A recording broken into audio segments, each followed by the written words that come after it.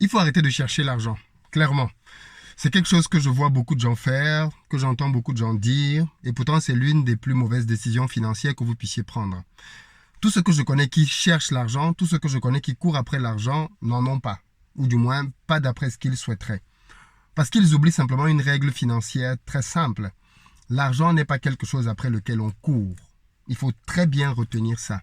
L'argent n'est pas quelque chose après lequel on court. Ou donc que l'on doit chercher comme s'il était caché quelque part. Et à force de le chercher, on va finir par trouver les endroits où il était caché. Non, non, non, non, non, non. Clairement, pas du tout. Quand on est dans le mindset de la recherche de l'argent, on fait énormément de bêtises.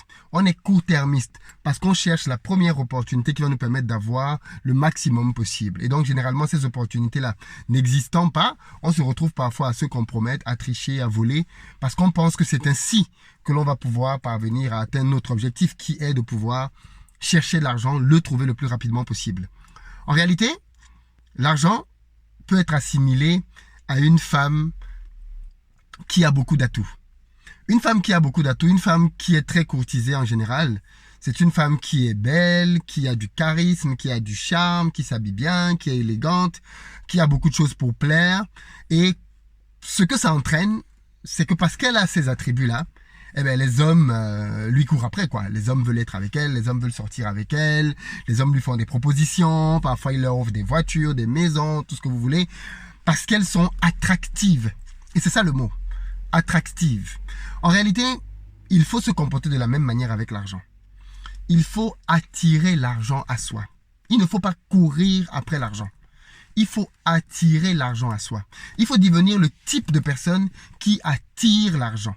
J'aime bien souvent rappeler cela, mais quand on dit que quelqu'un est devenu millionnaire, on n'est pas simplement en train de dire qu'il a 1 million dans son compte en banque. Non, on est en train de dire qu'il est devenu le type de personne qui attire 1 million. Il faut bien comprendre ça. Ça veut dire que les revenus que chacun d'entre nous a aujourd'hui en réalité sont les revenus qu'il est capable d'attirer. Si tu gagnes 100 000 ou 3 000, 2 000 euros à la fin du mois, en réalité ce n'est pas une injustice.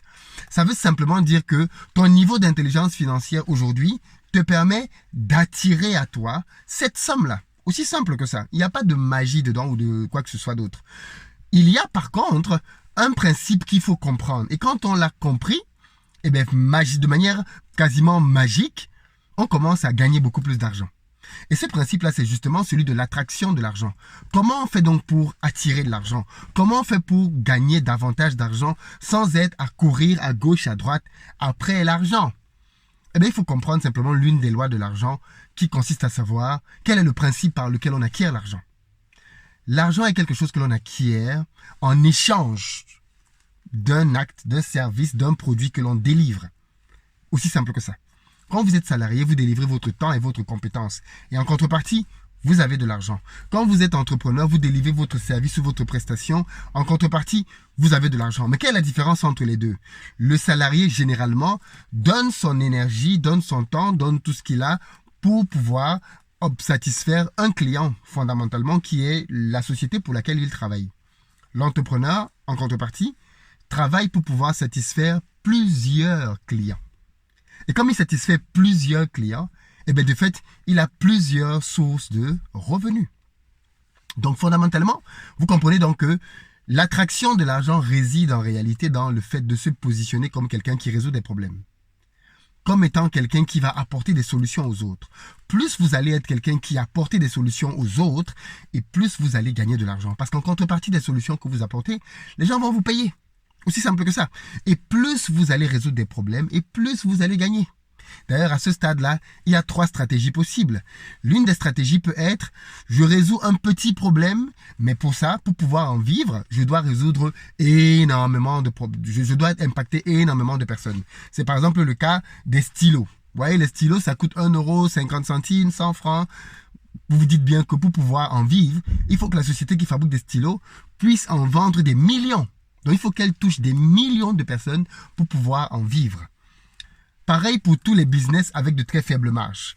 Vous devez pouvoir toucher énormément de personnes pour pouvoir en vivre. C'est une des stratégies. La deuxième stratégie consiste à avoir un produit ou un service qui résout un problème très profond chez les gens et pour lequel les personnes vous payent beaucoup. Ça peut par exemple être aider quelqu'un à se débarrasser de la drogue. Ça peut par exemple être, je sais pas moi, vendre des voitures très chères. Les gens qui aident les gens à, par exemple, je sais pas moi, trouver l'amour. Vous avez des applications qui existent maintenant, on vous explique comment trouver l'amour. Eh bien, les personnes qui cherchent l'amour sont prêtes à payer des sommes folles. Parce que pour elles, la solitude est quelque chose qu'elles vivent très mal. Elles ont peut-être 30, 35, 40 ans, n'ont toujours pas de famille, n'ont peut-être pas d'enfants, et elles le vivent très mal. Donc elles sont prêtes à mettre tout ce qu'elles ont pour pouvoir régler ce problème-là. Donc, il y a cette deuxième stratégie dans laquelle vous pouvez vous positionner. Et puis, il y a la troisième stratégie qui est celle d'Apple, qui consiste à aider un maximum de personnes en faisant beaucoup de marches. Vous avez des entreprises comme Apple qui font ça, comme Tesla qui font ça. Et les entreprises les plus grosses entreprises au monde sont dans ce business model en général. Elles font de grosses marches en aidant énormément de personnes. Google, par exemple, en fait partie.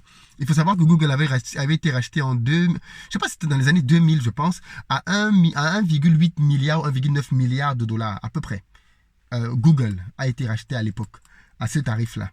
Non, YouTube, qu'est-ce que je raconte? YouTube a été racheté par Google à 1,8 ou 9 milliards il y a à peu près 20 ans. Aujourd'hui, c'est en une semaine que YouTube génère 1,8 milliard de dollars de chiffre d'affaires. Donc, en une semaine de travail, YouTube redonne à Google ce que Google avait dépensé il y a une vingtaine d'années à peu près pour acquérir YouTube. Donc, c'est ça le truc. C'est-à-dire, tu te positionnes à un endroit là où tu sais que tu vas pouvoir avoir de grosses marges en impactant un maximum de personnes.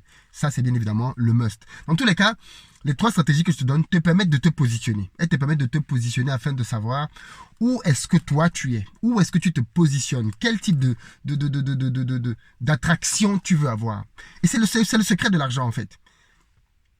Dans les prochains jours, je vais vous faire des vidéos dans lesquelles je vais analyser un peu plus en profondeur, si ça vous intéresse, les vidéos que l'on a faites ces récents jours avec les interviews de plusieurs milliardaires. L'objectif pour moi en analysant ces vidéos, c'est que vous voyez, que vous compreniez la profondeur qu'il y a dans chacune des histoires. Que vous puissiez voir les leçons qu'il y a à en tirer au-delà de la belle histoire. Quelles leçons business on peut en tirer? Si c'est quelque chose qui vous intéresse, dites-le moi dans les commentaires. Je ferai ce genre de vidéo là en vous donnant donc les tips, les clés. Peut-être que certains d'entre vous n'ont pas vu et qui pourtant sont les clés du succès que l'on peut appliquer soi-même à sa vie pour avoir une certaine réussite. Donc, s'il faut retenir quelque chose de cette vidéo, ne soyez pas des personnes qui cherchent l'argent. C'est le plan qui ne marche pas. Arrêtez de chercher l'argent. Arrêtez même de dire ça. Ça ne marche pas. Depuis que vous cherchez l'argent, vous n'avez rien. Ou du moins, vous n'en trouvez pas. Donc, ce n'est pas la bonne solution. Devenez plutôt des personnes qui attirent l'argent. Quand vous allez commencer à attirer l'argent, bingo, les problèmes sont résolus. Les problèmes sont résolus.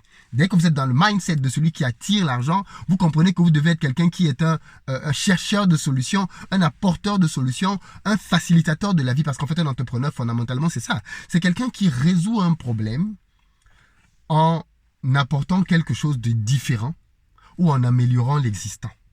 C'est-à-dire que quand vous allez résoudre un problème, soit vous apportez une solution que personne n'avait avant, soit vous apportez une solution qui améliore la solution qui était déjà là. Aussi simple que ça. Facebook a amélioré, Apple a amélioré. La plupart des sociétés qui sont venues aujourd'hui, qui sont très fortes, ont juste amélioré des solutions qui existaient déjà. Donc voilà, fondamentalement ce que je voulais vous dire là-dessus. Arrêtons de dire qu'on cherche l'argent. Arrêtez de chercher l'argent, ça ne marche pas. Devenons plutôt des personnes qui attirent l'argent. Et quand vous allez commencer à attirer l'argent, vous allez vous rendre compte que en fait, c'était pas si compliqué que ça. Ciao!